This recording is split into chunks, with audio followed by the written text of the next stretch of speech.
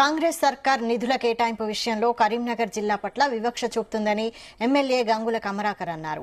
జిల్లాకు నిధులు తేవడంలో మంత్రులు విఫలమయ్యారని స్పష్టం చేశారు.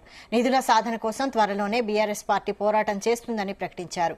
తన నియోజకవర్గం కరీంనగర్లో పర్యటించిన ఆయన అమృత్ పథకంలో భాగంగా కొత్తపల్లిలో నూతనంగా నిర్మించే వాటర్ ట్యాంక్ పనులకు శంకుస్థాపన చేశారు.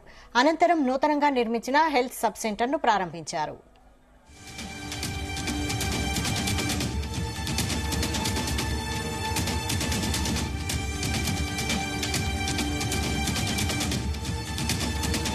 నేను ఒకటే రిక్వెస్ట్ చేస్తున్నాను కాంగ్రెస్ ప్రభుత్వానికి.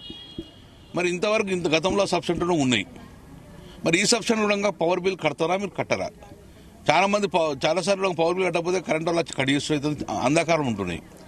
సో ఇటువంటి కొన్ని వీటికి నిధులు ఉండవు. దాంతోపాటు దీనికి మెయిన్ గేట్ పెడితే కూడా నిధులు లేవు, మెష్ పెడితే నిధులు లేవు. సో ఇవన్నీ కలెక్టర్ చొరవ తీసుకొని డిఎంఎఫ్ నిధులు కానీ దీని కానీ తీసుకొని పవర్ బిల్ కట్టడం కానీ ఇంకా మిగిలిపోయిన పనులంగా తొందరగా చేసే కూడా కలెక్టర్గా చొరవ తీసుకోవాలని మేము కోరుతున్నాం. లేకుంటే కట్టినా కూడా నిరుపయోగం ఉంటాయి, ప్రజలకు అందుబాటులోకి రావు.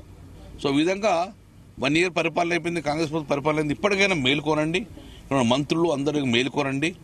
ప్రజల యొక్క అవసరాల దృష్ట్యా మీరు కాన్సన్ట్రేట్ చేయాలని చెప్పి కోరుతున్నాం.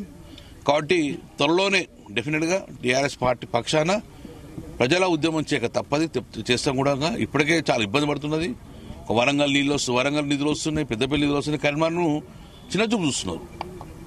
మరి ఎందుకు చిన్నచూపుతో కరీంనగర్ మంత్రులు లేరా, ఉన్నా పనిచేస్తే లేరా? డెఫినెట్గా ఒక 3-4 నెలల తర్వాత ఈ యొక్క ప్రజల